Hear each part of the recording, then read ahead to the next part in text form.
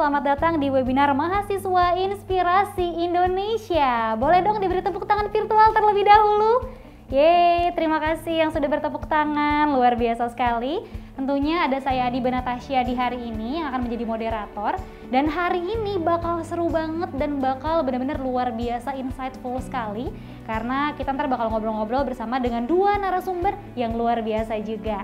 Tapi sebelumnya aku juga pengen menyapa seluruh teman-teman yang sudah join di webinar kita pada hari ini ya. Halo semuanya, selamat datang. Sehat-sehat selalu dan jangan lupa juga untuk selalu menjaga kesehatan. Wow, luar biasa, ramai sekali. Hai semuanya. Sehat-sehat ya semuanya ya. Jangan lupa untuk selalu menjaga kesehatan. Cuci tangan terus-terusan, jangan sampai skip cuci tangannya, pakai masker. Kalau nggak penting-penting banget, jangan keluar rumah terlebih dahulu.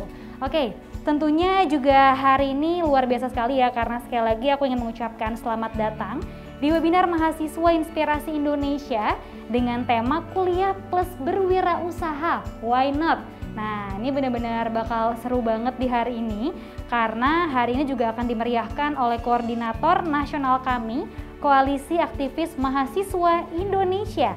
Ada Mas Husnul Jamil yang akan bergabung bersama kita juga. Halo Mas Husnul, kabar baik ya Mas ya?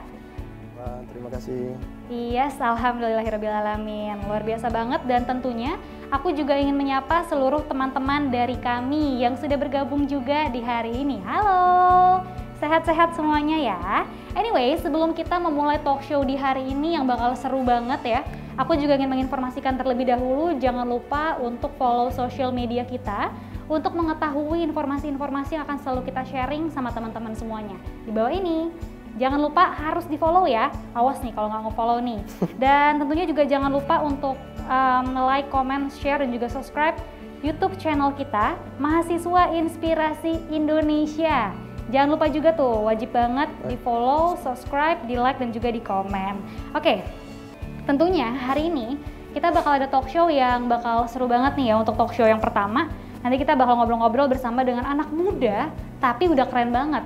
Karena si anak muda ini, dia masih kuliah ya, waktu dia kuliah kemarin, dia bisa membiayai kuliahnya sendiri karena usahanya. Wow, amazing ya. Yaitu ada Reviandi Riansyah, atau yang biasa akrab disapa Andi. Nanti kita bakal ngobrol-ngobrol sama Andi. Tapi sebelum kita ngobrol-ngobrol sama Andi, kita lihat dulu nih profil dari Andi. Kita saksikan bersama-sama videonya. Reviandi Riansyah atau yang sering disapa Andi adalah anak muda bangsa yang berkarya dengan bisnis yang dibangunnya sendiri. Bisnis laundry sepatu new and clean. Berawal dari membutuhkan uang tambahan untuk biaya kuliahnya, Andi nekat membuka bisnis ini. Dia menciptakan peluang bisnis dari pengalamannya bekerja part-time di bagian jasa cuci sepatu dengan modal Rp250.000. Kini, Andi berhasil meraup omset sekitar Rp8 juta per bulannya. Berkat kerja keras dan ketekunannya dalam menjalankan bisnis, Andi kini membuktikan kalau dia mampu berhasil tanpa mengeluarkan modal yang besar. Wah, luar biasa sekali. Yuk kita beri tepuk tangan secara virtual untuk Andi. Wah, dan tentunya Mas Andi sudah hadir di studio bersama dengan aku hari ini. Hai. Halo semuanya, halo Mbak Diba. Halo. Dan juga teman-teman audiens. Selamat sore. Oke, selamat sore semuanya. Mas Andi, gimana kabarnya hari ini? Sehat ya Mas ya? Alhamdulillah baik Mbak Diba. Alhamdulillah baik ya. Kayaknya hari ini semangat banget nih Mas. Kelihatannya ya. Kayaknya hari ini benar-benar nggak Harus semangat dong. Harus Masa nggak semangat, bener. Apalagi kan usahanya kayaknya lagi keren-kerennya banget nih ya. Alhamdulillah. Lagi berjaya-berjayanya nih. Amin ya Rabbal Teman-teman alamin. semuanya kita harus curi ilmu-ilmunya Mas Andi hari ini ya. Kita kupas tuntas semuanya. Oke, tapi sebelum kita ngomongin tentang bisnisnya Mas Andi, kita ngobrol dulu masa-masa kuliahnya Mas Andi dulu ya. Oke, boleh. Jadi kemarin tuh kuliah di mana Mas? Oke, jadi teman-teman semua, teman-teman audiens dan Mbak Diba, jadi saya dulu kuliah tahun 2015, angkatan 2015 di Universitas Islam Negeri Syarif Hidayatullah Jakarta, UIN Jakarta orang biasa sebutnya, di Ciputat. Gitu. Terus saya lulus di tahun 2020, jadi tahun kemarin. Oh, baru ya? Baru tahun kemarin. Sedangkan laundrynya itu saya saya bentuk tahun 2017. Oh, dari 2017. Jadi saat saya kuliah semester 3 nih Mbak Diba. Oh, gitu. oke. Tapi ini ngomongin wisuda nih ya. Kemarin 2020 wisuda virtual gak sih? Kebetulan alhamdulillahnya saya masih offline. Oh, masih offline. Jadi itu angkatan terakhir, habis itu online. Waduh, beruntung banget ternyata alhamdulillah, ya. Jadi angkatan terakhir yang wisuda offline gitu sih. Oke. Berarti kemarin memulai bisnis cuci sepatu New and Clean ya? Betul, namanya New and Clean. New and Clean. Dari semester 3. Betul Mbak Diba. Nah, biasanya awal-awal kuliah ya, apalagi semester 3. Kalau aku sih waktu semester 3 lagi gencar-gencarnya nongkrong. Main, itu kayaknya aduh males banget pulang ke rumah, maunya main mulu, ngabisin duit orang tua ya. Nah, itu kalau Mas Andi sendiri pada saat semester 3 lagi kuliah, ada nggak sih kayak agak berat gitu, aduh gue kayaknya agak berat nih karena harus usaha atau ngumpulin modal dan sebagainya, sementara kan lagi semester 3 kan lagi fun-funnya kuliah gitu. Itu kenapa akhirnya bisa memutuskan untuk bikin si New and Clean ini? Oke, jadi awalnya di semester-semester awal itu malah saya aktif di organisasi dulu. Jadi pertama ikut UKM, ikut di beberapa organisasi juga, cuma itu berjalan kurang lebih hanya 6 bulan di semester awal. Nah di semester kedua saya berpikir, kayaknya nggak mungkin dong kita kuliah hanya ngandelin dari uang orang tua aja. Di situ saya jadi kayak ada urgensinya untuk kayaknya gue kerja aja. Nah emang diawali, memang saya awalnya itu nggak langsung buka usaha Mbak Diba dan teman-teman semua. Jadi saya waktu itu kerja dulu part time di salah satu laundry juga di Depok. Jadi paginya saya kuliah jam 8 sampai jam 12, lalu jam 1 siang sampai jam 9 malam saya lanjut kerja. Nah itu berjalan kurang lebih selama 1 tahun. Dan di semester 3 itu pada puncaknya di 2017, saya berpikir bahwa kayaknya udah nggak bisa dilanjut lagi kuliahnya. Nggak bisa dilanjut lagi kerja part time-nya. Karena saat itu jamnya juga udah bentrok, nggak bisa segala macam. Nah, ini lanjut jadi ke sejarahnya New and Clean juga. Kenapa saya bisa bentuk New and Clean juga? Nah, di 2017 itu saya puncaknya ada satu namanya mata kuliah kewirausahaan sosial. Nah di situ kami mahasiswa itu dituntut untuk buat satu bisnis. Nah bisnis ini dengan modal yang sekecil-kecilnya. Waktu itu range-nya sekitaran 100 ribuan lah.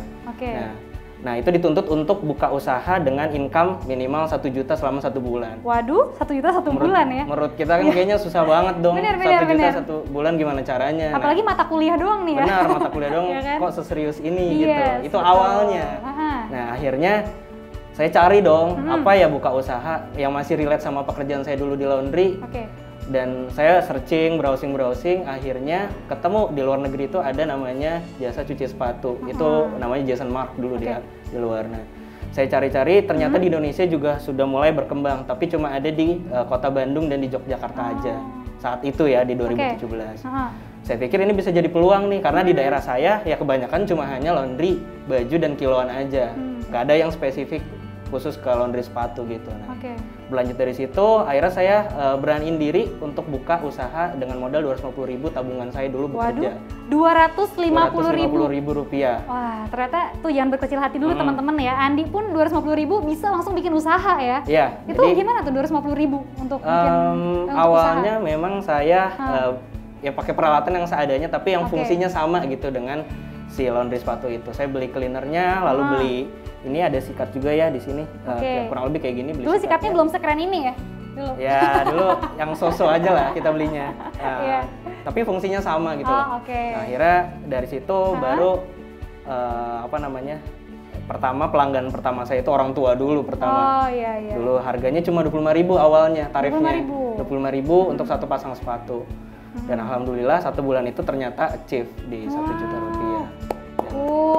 Alhamdulillah berlanjut ya sampai sekarang. Dari 2017 sampai sekarang 2021 kurang lebih udah hampir 4 tahun kita running gitu. Udah hampir 4 tahun running ya. Betul, Mbak Diba. Nah, ini kan Andi kemarin tuh pas lagi ngejalanin ketika kuliah sama setelah kuliah kan udah lulus berarti kan tahun 2020 baru ya lulusnya 2020 betul. Ada perbedaan nggak sih ketika berusaha pas lagi kuliah sama setelah udah lulus gitu? Apakah kayak wah akhirnya gue lulus nih, gue langsung kayak pengen strateginya ini gitu, atau kayak gimana?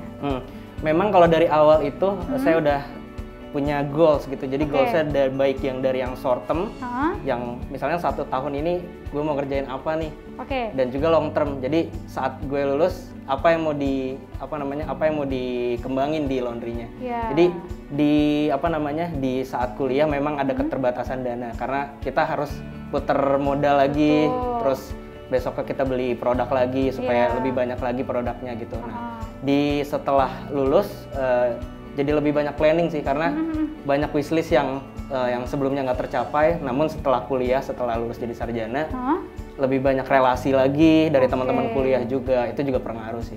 Oke, berarti untuk income-nya nih, dari pas masih kuliah sama setelah kuliah beda ya? Karena kan tadi pas setelah kuliah udah banyak strategi yang akan dijalankan. Betul. Langsung beda banget, jomplang banget gak bedanya? Ya, alhamdulillah sih lumayan ya. Lumayan ya? Alhamdulillahnya lumayan karena kita juga keterbatasan di saat running kemarin sempat masuk pandemi, itu juga pengaruh juga sih ke income kita gitu. Tapi alhamdulillah ada perbedaan gitu antara saya awalnya kuliah dengan ide yang seadanya, peralatan yang seadanya, dengan saat kuliah lulus ada relasi banyak, terus teman-teman juga ngasih banyak insight gitu ke saya. Itu juga pengaruh sih. Oke, tapi sebenarnya bukan berarti kuliah itu menjadi pembatas atau penghalang ya. Justru kita usaha di tengah-tengah kuliah itu banyak banget belajarnya. Betul. Sama kayak banyak pikir nanti ketika kita lulus strateginya apa aja nih gitu. Betul, ya kan. betul. Jadi buat teman-teman yang lagi berusaha sambil kuliah, tetap kuliahnya dijalankan dulu tuh. Betul. Jangan sampai skip kuliahnya. Kayak Mas Andi nih ya kan, yang penting udah lulus ya Mas ya, udah langsung enak kan. Udah punya banyak banget strategi. Nah, ngomong-ngomong masalah strategi, biasanya kalau kita lagi mau bikin usaha, itu harus dong ada strateginya. Betul. Ya kan? Tapi sebelum kita ngomongin strategi, kita ngomongin target marketnya dulu kali ya. Ada nggak sih target market dari New and Clean? Oke, ini mungkin nanti juga bisa lanjut ke si strategi itu. Jadi awalnya sebelum saya buka usaha New and Clean sendiri, saya sempat diskusi. Nah, ini jadi katanya ada insight gak sih dari kampus kewirausahaan yang kita jalani? Sebetulnya ada, karena waktu itu memang dosen saya pun support. Jadi di mata kuliah kewirausahaan sosial itu, dosen saya kasih insight supaya saya buat satu bisnis canvas model namanya. Jadi di situ kita kita konsepkan beberapa yang harus kita rancang dari awal sebelum buka usaha. Jadi kalau saya sendiri di awal memang buat ada 4 poin. Jadi ada 4 poin yang waktu itu saya bentuk. Yang pertama itu ada key partners. Jadi teman-teman nanti bisa terapkan key partners itu dengan siapa nanti teman-teman akan buka usahanya. Bisa misalnya sama teman kampus, sama teman kosan, atau mungkin sama teman di rumah atau sama keluarga. Nah, itu pertama teman-teman harus tentuin key partnersnya. Nah, yang kedua teman-teman bisa tentuin namanya key activities. Jadi apa yang nanti bakal teman-teman jual. Misalnya mau produk atau misalnya mau jasa. Nah, kita lebih spesifik lagi, produknya mau yang kayak gimana? Mau produk F&B kah, makanan, atau misalnya sekarang baju, fashion tanaman bisa, atau misalnya skincare yang organik. Gitu. Karena teman-teman saya di kampus juga udah banyak yang usaha dan menurut saya itu unik-unik banget. Jadi maksudnya semakin berkembang teknologi, pemikiran juga semakin luas. Seharusnya masih banyak lagi lahan yang masih bisa masih develop gitu. Lanjut dari key activities, nah teman-teman juga harus tahu namanya value proposition. Value proposition ini teman-teman tahu harus nilai yang bisa dijual, dalam tanda kutip dijual tuh ke customer. Ya bisa dari gimmick atau dari campaign. Misalnya kalau kita contoh di Bali itu ada satu organisasi namanya Avani. Nah, dia jual plastik dari saripati gandum. Saripati singkong. Dimana itu larut dalam air panas. Menurut saya itu value proposition seperti itu. Jadi ada nilai yang bisa dijual ke orang, itu ada manfaatnya. Gitu. Terus misalnya saya pribadi juga dulu awalnya sempat collab juga sama satu organisasi namanya Lindungi Hutan. Jadi kita kolaborasi penjualan 3 parfum ini itu kita dedikasikan untuk satu pohon kayu putih waktu itu di 2018. Waktu saya praktikum gitu. Jadi maksudnya di value proposition ini ada nilai yang bisa teman-teman share ke si customernya itu. Terus lanjut lagi itu tadi ada 4 poin ya. Yang ketiga baru yang mungkin menjawab pertanyaannya Mbak Diba juga tadi, bagaimana target marketnya. Nah, jadi emang di sini ada di bisnis canvas model itu namanya customer segment. Jadi kita harus tahu gendernya yang kita tuju apa. Ya. Misalnya mau cewek, mau cowok atau unisex itu Ya. lebih bagus lagi. Heeh. Lalu usianya di range berapa gitu, misalnya millennials 18 sampai 32. Terus dari segi dari segi usia, Ya. lanjut lagi ke stratifikasi sosial. Oh. Kok berat banget, maksudnya kok kita jualan harus ngeliat kelas sosial, tapi Iya. bukan yang itu yang saya garis bawahi. Iya. Tapi stratifikasi sosial di sini supaya kita tahu target market kita itu di low end, mid end atau high end. Oke. Jadi misalnya teman-teman jual produk clothing, Ya. pengennya yang premium, harga produksinya di harga 250.000. Oke. Otomatis di markup dong, Betul. jual misalnya 350.000. Oke. Kalau target marketnya anak SMA, Hah? susah dong ngejualnya. Betul. Nah, itu maksud saya di situ. Tapi kita harus bisa nentuin bagaimana kelas sosial si customer kita, si target pasar kita. Dan terakhir baru kita nentuin cost revenue. Gimana kita nanti si harga pokok produksi itu, misalnya satu produk ini harga botolnya berapa, harga spraynya berapa, labelnya berapa dan sebagainya macamnya. Itu sih kurang lebih yang saya terapkan dan itu ilmu dari dosen saya waktu itu di kampus gitu.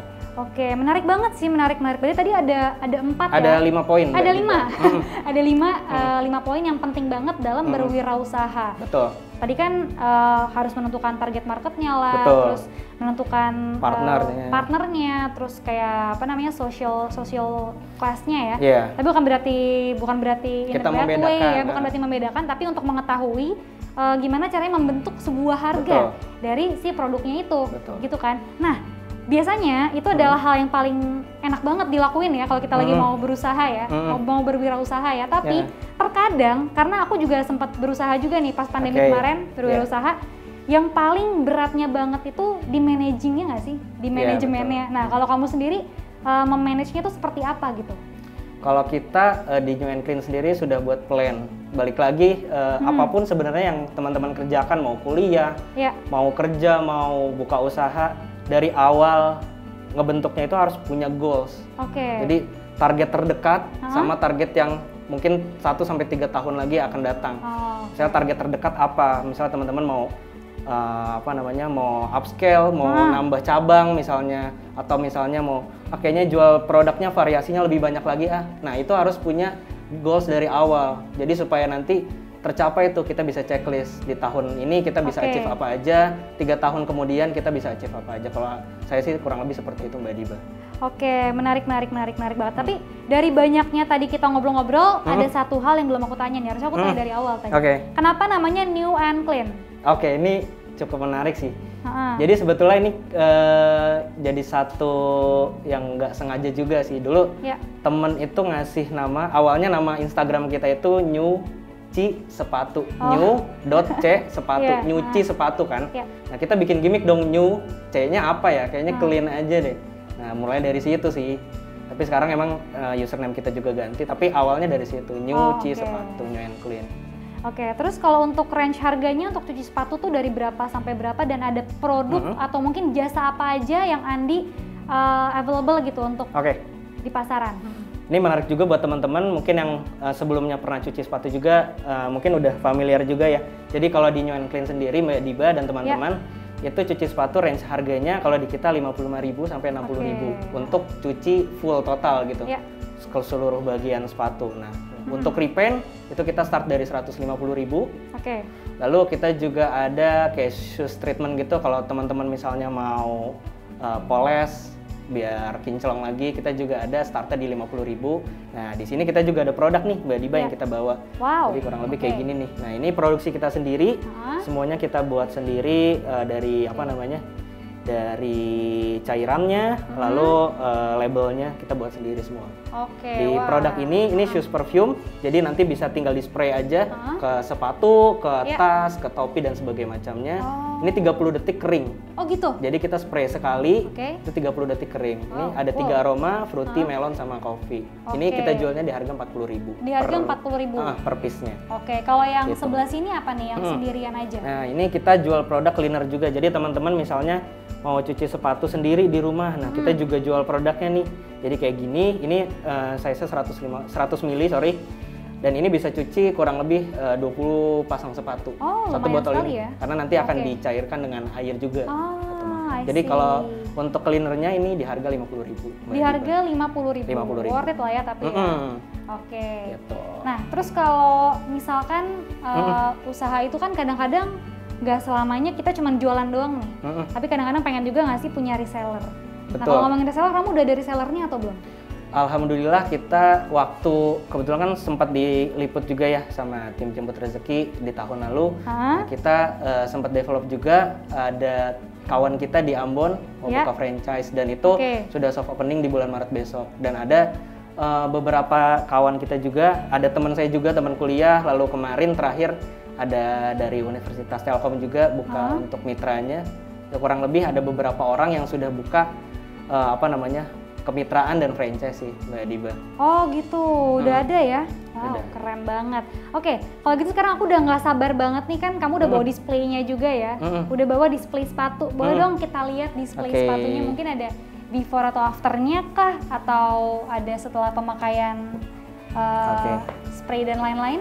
Kurang lebih kayak gini sih Mbak Diba. Ini before-nya. Kita emang nggak nyiapin yang full nih, yang satu pasang gitu. Cuma mungkin nanti Mbak Diba dan teman-teman semua bisa cek sih ini kondisi sepatu yang kotor dan ini yang sudah kita detailing dan bersih. Oh, oke. Gitu. Jadi kurang lebih seperti ini. Nah, ini masuknya deep clean treatmentnya. Oke. Jadi cuci total dari bagian outsole. Jadi dari bagian outsole, bagian upper, lalu talinya dilepas juga kita cuci dan sampai bagian dalam. Kurang lebih seperti itu. Oh, benar-benar semuanya dicuci sampai sedalam-dalamnya ya. Oke, luar biasa banget ya ternyata. Dan ini kalau mau cuci sepatu tadi harganya cuman 55.000 aja. Itu udah deep clean yang 55.000. Itu deep clean udah full. Oke, nice. Nah, kita balik lagi nih ya, ngomongin pas awal-awal Andi mau buka usaha. Pas awal-awal buka tuh ada keraguan nggak sih, kayak, aduh lanjut nggak ya tuh, aduh pengen di up level atau enggak ya? Ada nggak sih perasaan-perasaan seperti itu? Kalau keraguan itu pasti ada ya. Jadi sebenarnya balik lagi, apapun yang kita kerjakan, mau kuliah itu pasti ada keraguan kayak ini bisa dilanjut atau enggak sih, bisa di-manage apa enggak, itu pasti ada. Cuma yang harus ditanamkan, memang saya udah berpikir panjang gitu bahwa usaha ini jadi peluang yang cukup worth it selama mungkin 1-5 tahun ke depan. Karena kalau kita lihat tren sneakers juga sekarang makin berkembang. Betul. Menurut saya jadi jadi sayang gitu kalau kita nggak semangat lagi untuk develop, untuk upscaling lagi gitu sih. Oke, menarik banget sih ya. Terus ketika lagi menjalankan si New and Clean ini, bahkan dari si nyuci ya, dari awal banget dari 2017 nyuci sepatu. Betul. Ada nggak sih pengalaman-pengalaman menarik, kayak pengalaman lucu juga boleh banget ya, biar lucu sedikit nih di sini, nggak tegang-tegang banget gitu suasananya. Oke. Biar fun. Yang lucu banyak banget sih sebetulnya. Ya?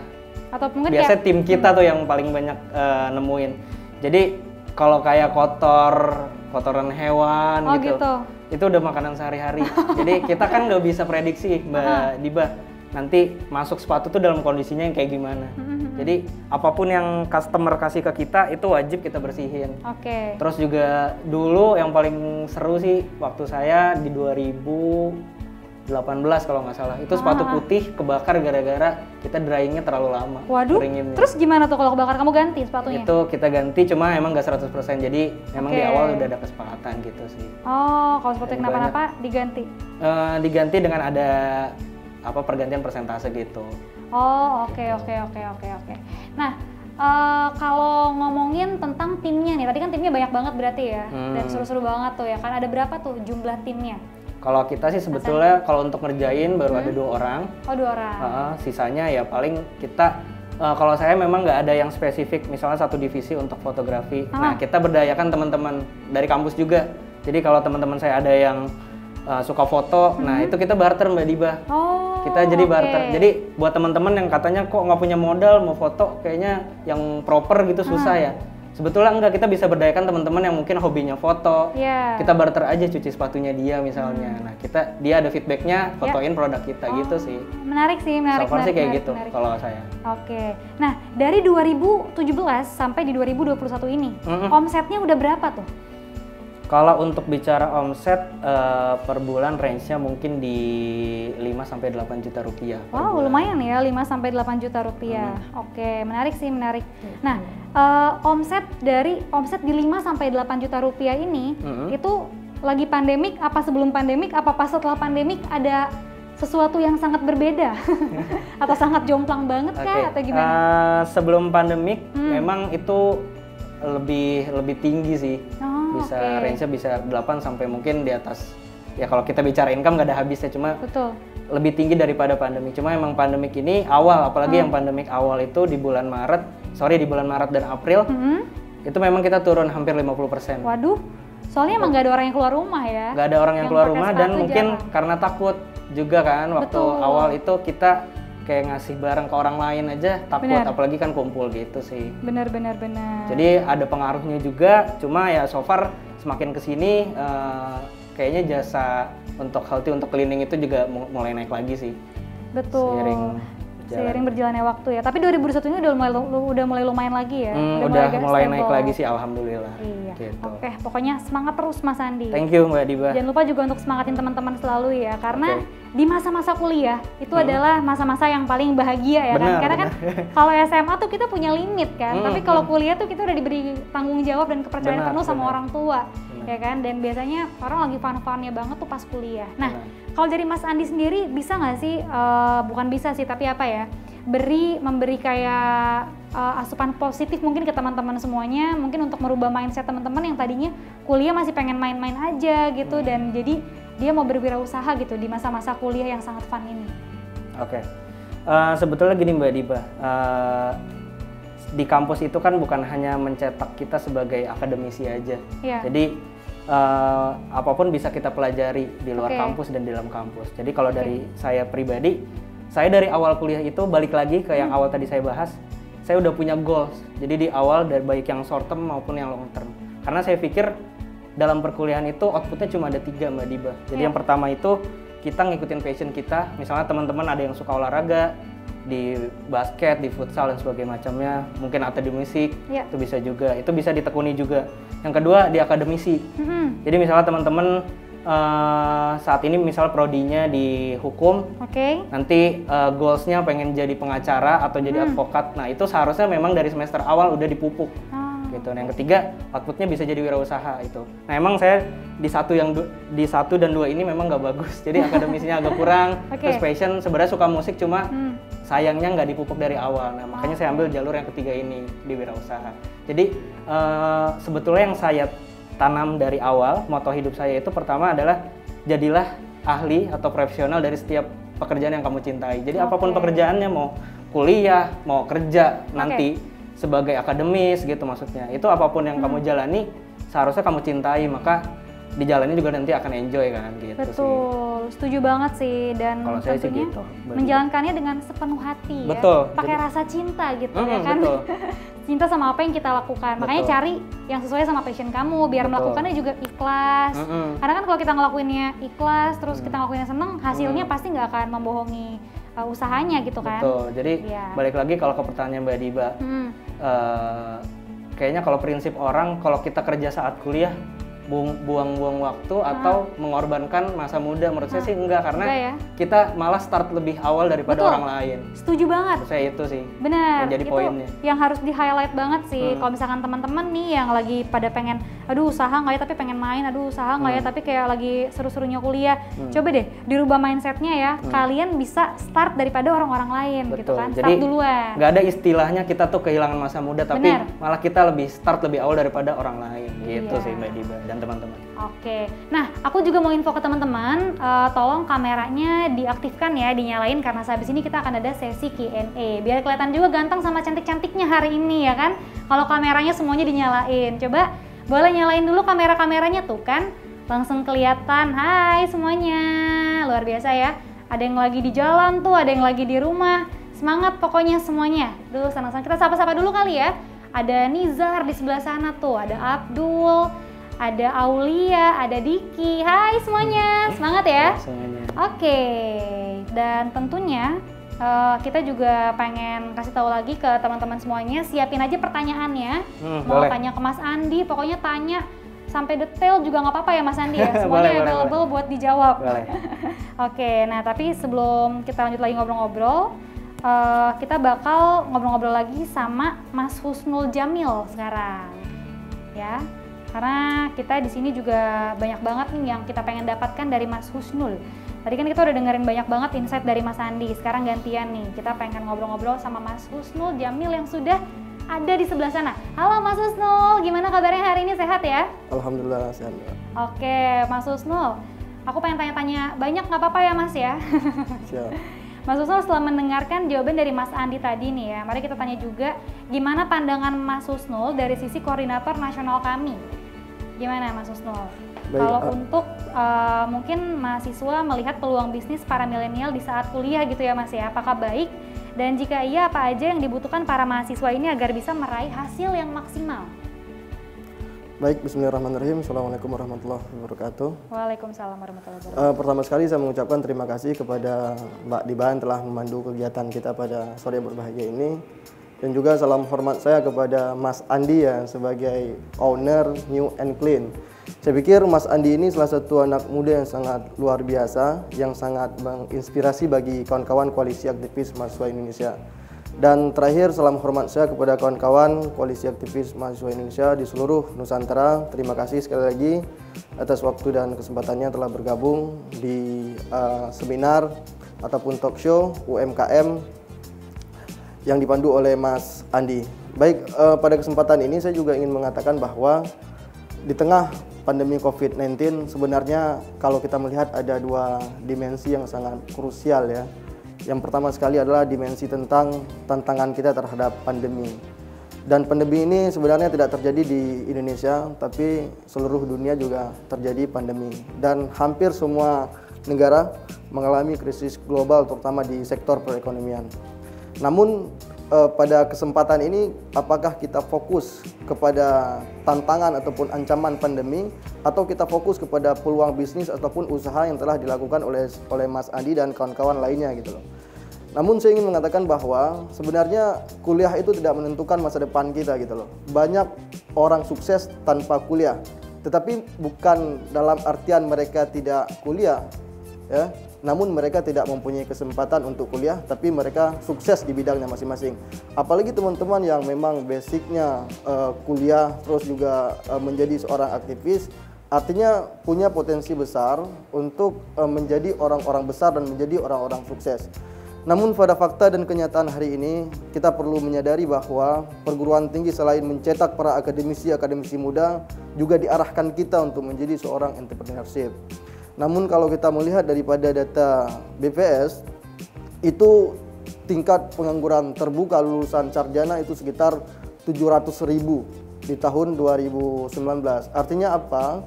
Ini menjadi tantangan besar kalau misalnya si mahasiswanya sendiri tidak mampu menyiapkan dirinya dalam menyongsong masa depan yang lebih cerah. Nah, oleh sebab itu saya pikir apa yang dilakukan oleh Mas Andi ini paling tidak memberikan stimulus ataupun rangsangan kepada kita semua, meskipun ini tidak mampu mengubah paradigma.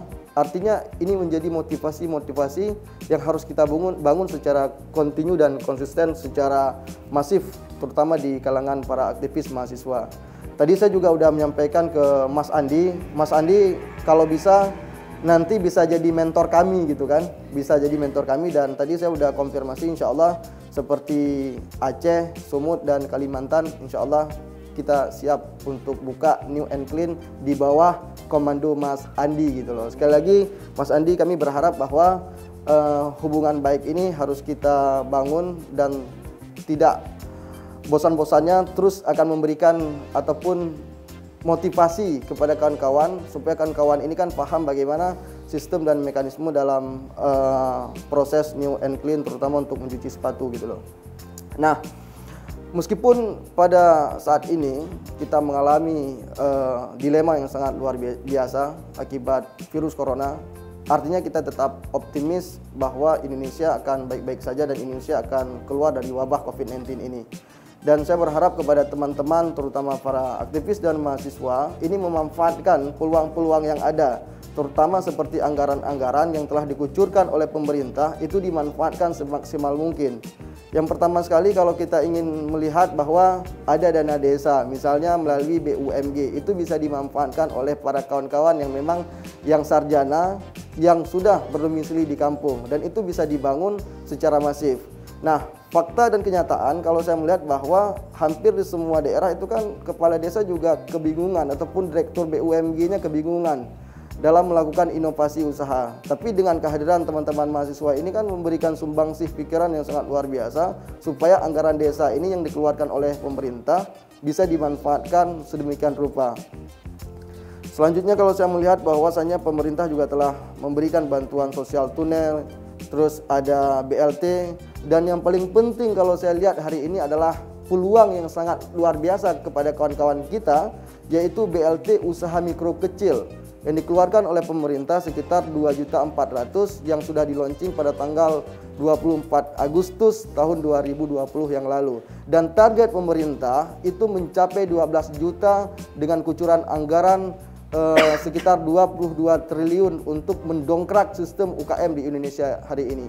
Dan peluang ini saya kira menjadi sebuah anugerah ya, sebuah anugerah yang harus dimanfaatkan oleh teman-teman mahasiswa. Dan terakhir saya ingin mengatakan kepada kawan-kawan, tetap optimis meskipun hari ini kita berada dalam sumber badai. Terima kasih Mbak Diva, mungkin itu saya dulu sebagai pengantar dari saya. Oke, baik. Terima kasih banyak Mas Husnul. Tapi aku punya satu pertanyaan lagi nih buat Mas Husnul. Nah, Mas Husnul, luar biasa banget tadi jawabannya ya Mas ya. Tapi menurut Mas Husnul nih, pandangannya apakah dunia usaha kini butuh kehadiran anak-anak muda yang kreatif, Mas? Muhammad Duh, mantan Menteri Pendidikan, pernah menyatakan bahwa tidak ada hadiah yang sangat besar untuk bangsa dan negara ini, kecuali mempersiapkan generasi yang mampu mengelola zaman dengan baik. Artinya apa? Kehadiran anak-anak muda di dunia usaha ini menjadi penopang untuk mempertahankan eksistensi ekonomi yang ada di Indonesia. Tentu perubahan ini tidak bisa dilakukan secara sendirian, harus diorganisir dan secara masif oleh kawan-kawan semua. Kira-kira seperti itu, Mbak. Oke, luar biasa banget. Terima kasih banyak Mas Husnul. Mungkin ada yang mau disampaikan lagi terakhir Mas, atau sudah semua? Terakhir, saya ucapkan terima kasih kepada kawan-kawan Korwil kami. Nanti insya Allah kita akan komunikasikan dengan Mas Andi. Kalau misalnya teman-teman ada yang bersedia untuk membuka New and Clean, mungkin Mas Andi tadi udah siap untuk memfasilitasinya. Apalagi Mas Andi memulai usaha itu dengan modal 250.000, modal minimal dengan keuntungan yang maksimal. Itu sangat luar biasa. Nah, oleh sebab itu saya juga akan belajar juga kepada Mas Andi, paling tidak ini akan memberikan inspirasi kepada kawan-kawan yang lain. Tidak hanya di cuci sepatu ataupun di New and Clean, mungkin di bidang-bidang usaha lainnya seperti masker, hand sanitizer, skincare dan lain sebagainya. Ini bisa kita kembangkan sesuai dengan potensi dan peluang yang ada di masing-masing daerah. Terima kasih Mbak Diva. Oke, terima kasih banyak Mas Husnul. Sehat-sehat ya Mas ya. Amin, Sukses selalu untuk Mas Husnul. Terima kasih Mas, thank you so much. Oke, luar biasa banget. Tadi kita udah ngobrol-ngobrol sama Mas Husnul. Sekarang kita ngobrol-ngobrol lagi nih sama Mas Andi. Kita lanjut lagi ya. Kita lanjut lagi dong ngobrolnya. Aku masih boleh. pengen banyak banget yang pengen aku tanyain sama Mas Andi. Tadi kita udah ngobrolin bisnis di tengah-tengah pandemik seperti apa ya kan. Udah ngobrolin masalah produk-produknya juga ya kan. Terus tadi juga Mas Andi udah sempat cerita memulai bisnisnya dengan modal Rp250.000. Betul. Tapi omsetnya bisa sampai jutaan gitu kan. Itu luar biasa banget ya Mas ya. Benar-benar menginspirasi sekali pada saat itu. Tapi ketika lagi menjalankan di awal-awal tuh Mas, ada nggak sih kayak masa-masa yang kayak masa-masa yang sulit gitu? Masa-masa yang kayak aduh gimana ya, dan sempat bikin Mas Andi nyerah gitu mungkin, tapi kayak akhirnya tetap go ahead. Ada nggak sih? Sebetulnya sih banyak ya Mbak Diba, kalau kita bilang obstacle ya kalau kita bisa katakan. Dulu awalnya memang 250.000 untuk buka usaha itu kayaknya kalau kita bisa bilang nggak mungkin gitu, apalagi supaya dapat, karena kan memang goal saya di awal hanya untuk memenuhi si mata kuliah itu. Tapi saya pikir kayaknya nggak akan ada masalah, maksudnya nggak akan ada nggak akan ada grow up kalau kita nggak ada masalah, Mbak Diba. Betul. Jadi dari masalah itu juga banyak ya. Misalnya kayak keterbatasan kita, misalnya produksi awalnya saya produksi ini cuma 10 botol. Sekarang kurang lebih udah hampir ribuan Wow, botol oke. sendiri. Nah, jadi kayak gitu. Menurut saya memang di awal jadi ada obstacle sendiri. Cuma menurut saya jadi obstacle itu juga yang bikin kita jadi grow up sih. Oke. Lebih ke teknis aja sih, Mbak Diba. Lebih ke teknis aja ya. Tapi namanya kita memulai sesuatu gitu nggak mungkin nggak ada masa-masa yang Betul. kayak obstacle-nya Sulitnya, gitu, yang nggak ada sulitnya ya. Pasti semuanya itu ada tuh rintangan-rintangan yang Betul, harus dihadapi, dan betul. tentunya rintangan-rintangan seperti itulah yang Yang bikin akan kita grow up. membuat kita lebih grow up dan juga lebih belajar ya kan. Dan kalau nggak ada kayak gitu kita nggak bakal bisa sampai di titik seperti Mas Andi sekarang nih misalkan, ya kan? Iya betul.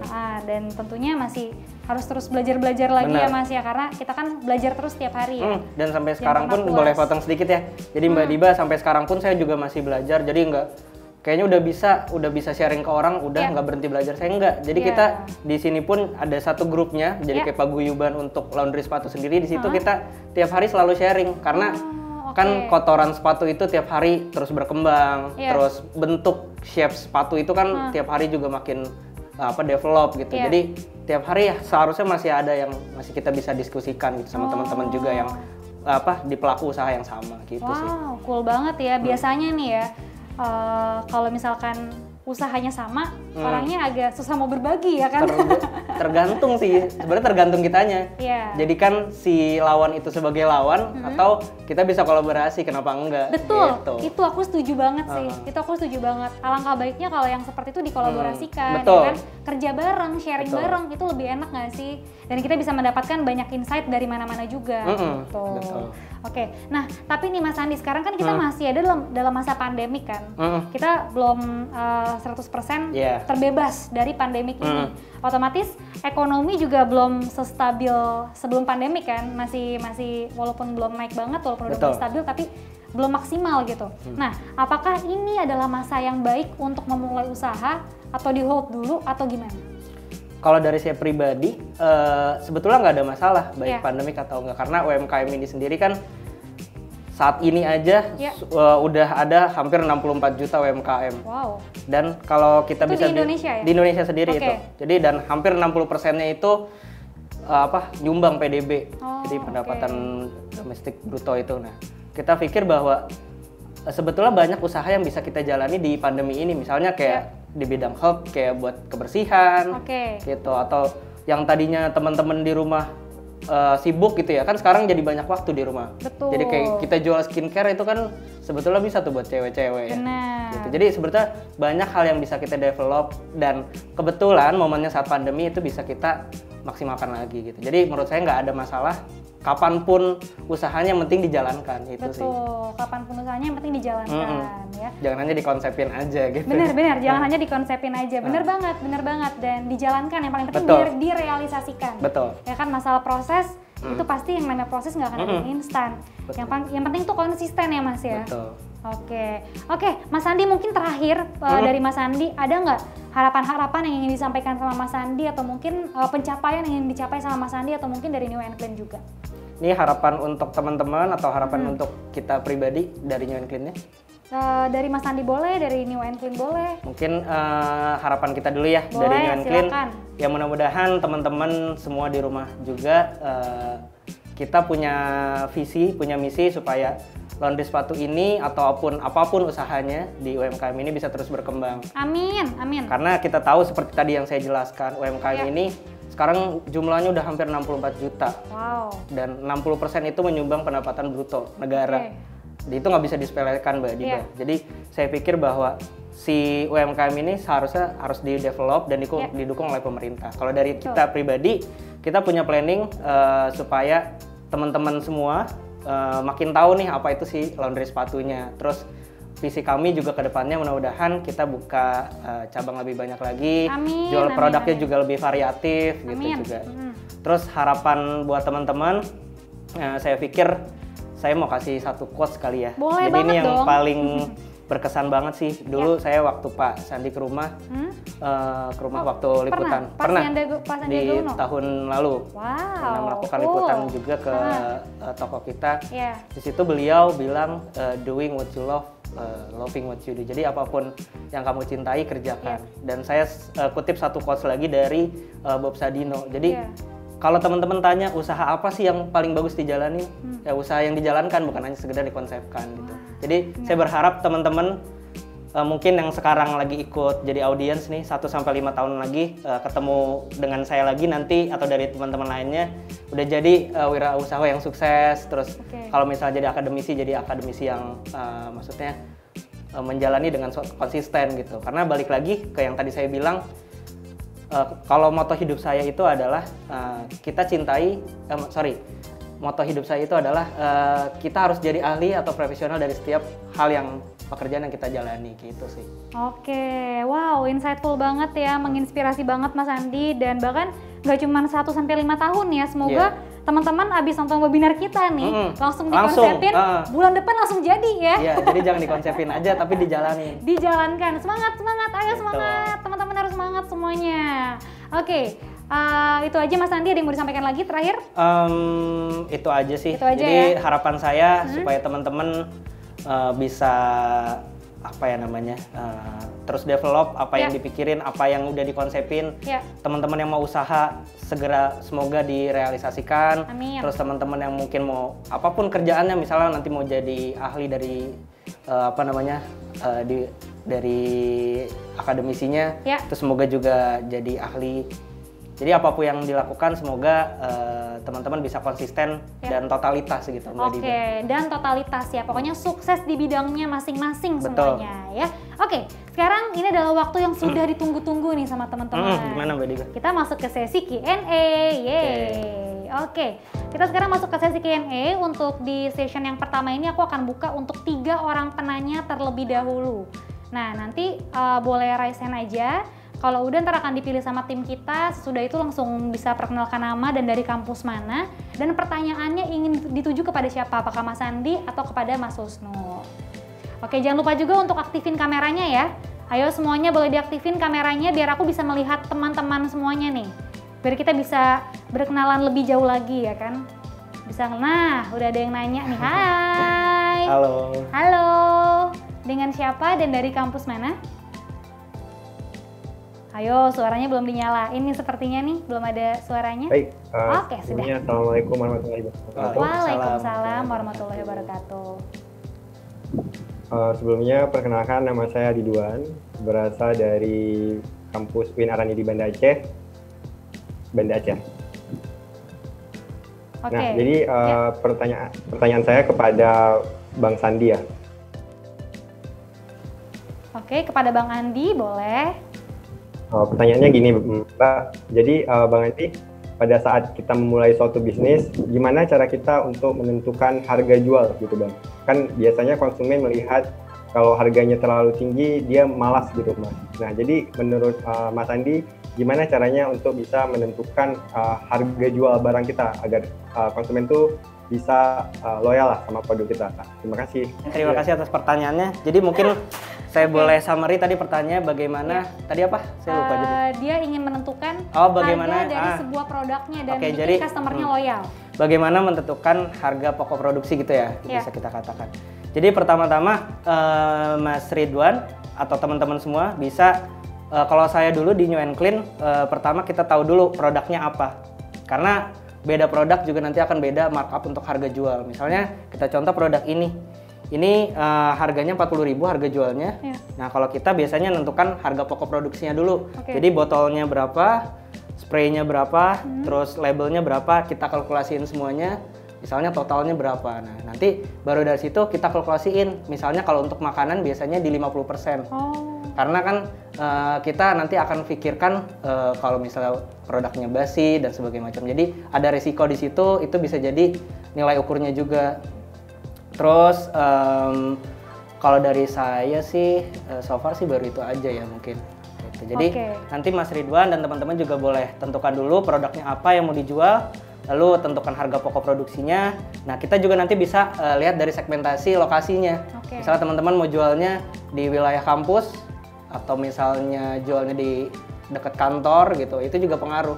Jadi ada beberapa aspek yang mempengaruhi si harga jual itu, bisa dari apa namanya, dari lokasi, Oke. terus dari target kita siapa, Ya. terus selanjutnya juga apa namanya, udah lokasi, terus targetnya siapa, itu sih paling. Oke, lokasi dan juga targetnya siapa ya. Oke, gimana Mas? Sudah terjawabkah pertanyaannya? Oke, sepertinya sudah terjawab semua. Mas Ridwan, pertanyaannya, Mas Ridwan juga udah nggak muncul lagi, kayaknya udah terjawab ya. Oke, terima kasih banyak Mas Ridwan pertanyaannya. Mas Andi, terima kasih banyak juga untuk jawabannya. Oke, kita akan buka sesi lagi untuk di session yang masih session yang pertama, tapi pertanyaan yang kedua. Silakan, boleh langsung raise hand aja jika ada yang ingin bertanya. Oke, nampaknya Assalamualaikum. sudah ada. Waalaikumsalam warahmatullahi wabarakatuh. Saya dari Yani Kak, mau tanya. Dari kampus UIJ Jakarta. Oke. Yani kampus Jadi jika kita mempunyai online shop ya, ini kita belum bisa punya brand sendiri, jatuhnya kayak reseller ataupun dropship gitu Kak. Nah terus gimana sih caranya kita, cara yang lebih baik untuk memasarkan produk yang mau kita jual itu secara online? Terus yang kedua, boleh nanya dua ya? Ya boleh. Terus jika all shop kita itu mempunyai sosial media, apakah dari sebuah followers yang biasanya kan ada tuh yang jual-jual followers. Nah itu apakah yang sudah kita beli tuh bakalan followers yang sudah kita beli itu apakah berpengaruh besar ke apa yang kita jual gitu Kak? Paham nggak maksudnya gimana? Paham ya? Oke. Paham kok, aman. Ya, oke. Itu kurang lebih, terima kasih banyak. Dari Sama-sama. Yani ya tadi? Ya, Iya. dari Yani. Dari Yani, oke. Yani, untuk pertanyaan yang pertama, tadi pertanyaan kalau dropship atau reseller itu gimana? Menurut saya sih nggak masalah, karena dari dropship atau reseller itu kan nanti teman-teman akan markup sendiri dari si distributornya. Dan itu menurut saya nggak masalah, tapi seharusnya juga dikalkulasi, misalnya produknya harganya berapa, terus kita dapat profit itu berapa per itemnya, lalu kita kondisikan juga dari segi ongkos kirimnya misalnya berapa, itu seharusnya harus dikalkulasi sih. Kalau dari segi, jadi kalau pertanyaan tadi reseller atau dropshipper itu masalah apa enggak, itu nggak masalah. Terus yang kedua tadi apa ya? Saya lupa nih. Tadi yang kedua, apakah membeli followers itu ada efeknya untuk barang jualannya di sosial media ini Instagram? menarik sih menurut saya. Karena kalau saya sendiri dari awal sampai sekarang memang followersnya nggak begitu banyak, tapi dijalaninnya organik gitu Mbak Diba dan Yani ya dan teman-teman semua. Jadi memang saya ngejalaninnya organik karena saya pikir followers hanya ya untuk jadi ajang prestis si online shopnya aja.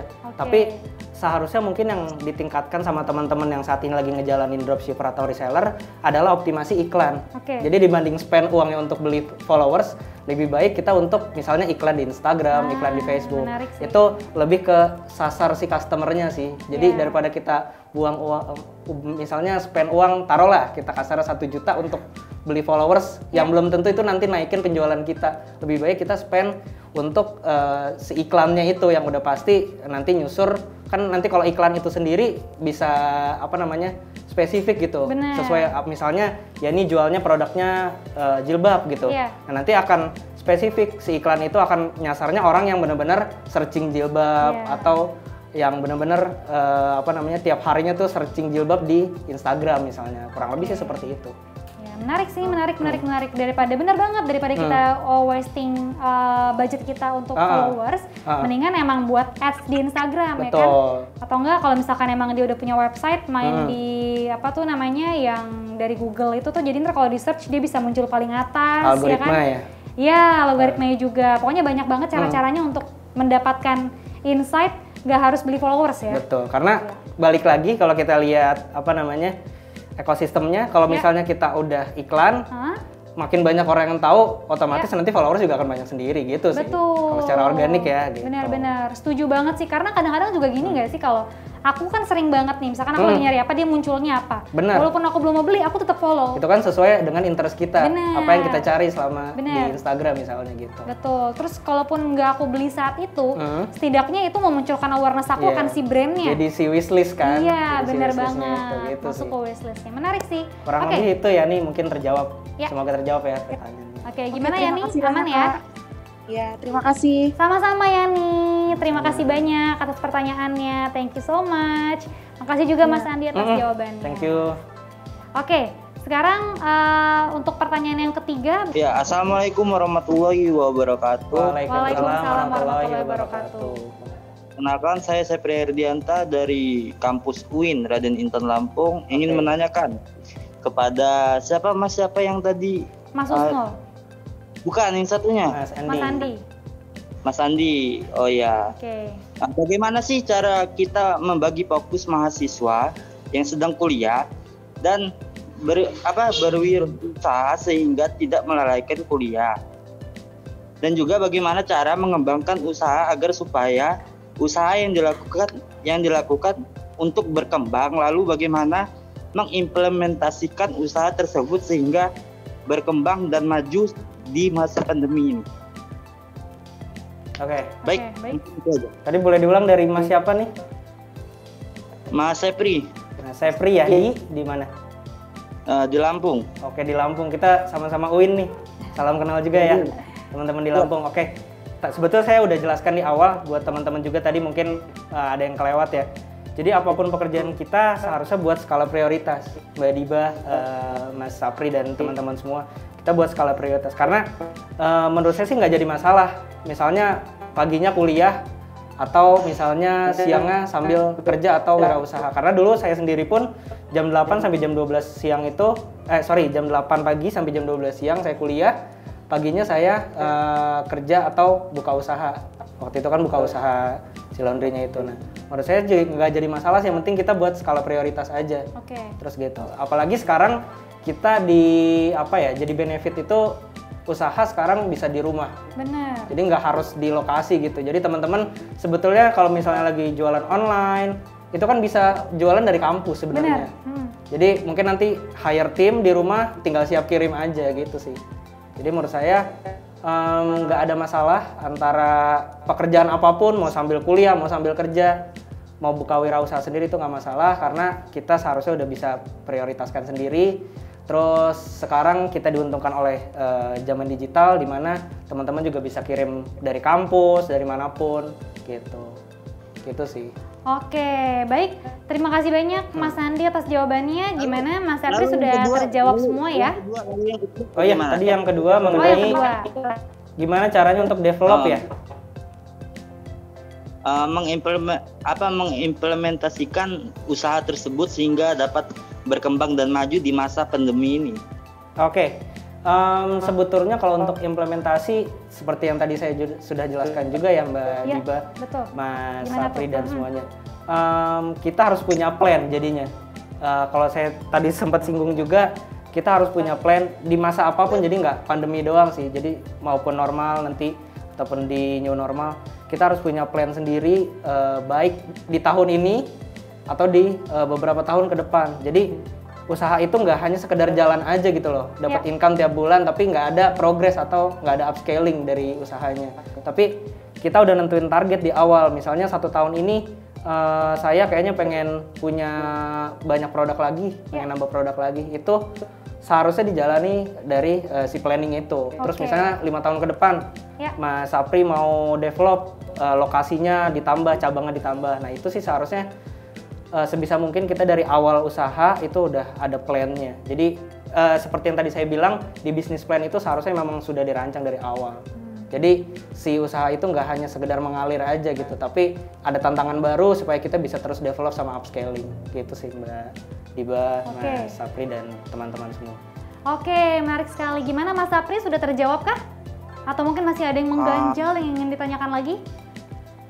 Atau sudah aman? Saya rasa cukup deh. Oke. Ya, terima kasih banyak. Oke, luar biasa banget. Mas Husnul, aku udah terhubung lagi sama Mas Husnul ya. Mas Husnul, gimana pendapatnya nih mengenai antusiasme dari mahasiswa yang sudah banyak sekali bertanya sama jawabannya Mas Andi? Apakah Mas Husnul ingin menambahkan jawaban-jawabannya? Boleh banget loh Mas, kalau ada yang mau ditambahkan lagi. Ya, Mbak Diba, terima kasih. Ya. Sepri dan kawan-kawan, terima kasih atas semangatnya. Paling tidak ini kan tidak cukup dengan semangat doang, tapi kan apa yang telah kita pelajari, apa yang telah kita pikirkan, apa yang kita cintai seperti yang disampaikan oleh Mas Andi itu harus kita lakukan gitu loh. Jadi diskusi ini kan tidak hanya sebatas wacana, tapi benar-benar harus kita implementasikan dalam kerja nyata gitu loh. Betul, apalagi Mas. di tengah pandemi seperti ini, kita tidak bisa mengubah keadaan ini gitu loh. Tapi bagaimana kita merespon keadaan ini dengan kehidupan yang positif, energik, dan masif gitu loh. Mungkin itu saja dulu Mbak Diba. Oh begitu ya Mas ya. Mas, aku langsung mau nanya lagi nih sama Mas Husnul nih. Kalau menurut Mas Husnul sendiri, pandangannya Mas Husnul mengenai mahasiswa yang kuliah sambil berusaha itu gimana Mas? Mungkin Mas Husnul mau nambah insight lagi kah? Nggak apa-apa berusaha sambil kuliah asalkan bla bla bla atau kayak gimana nih Mas? Ya tidak menjadi persoalan, artinya kan seperti Mas Andi ya salah satunya. Di tengah krisis ekonomi Mas Andi, tetapi Mas Andi bangkit gitu loh. Saya kira bukan Mas Andi aja ya yang mengalami fenomena tidak mampu membayar uang kuliah, tetapi teman-teman yang di daerah juga seperti itu gitu loh.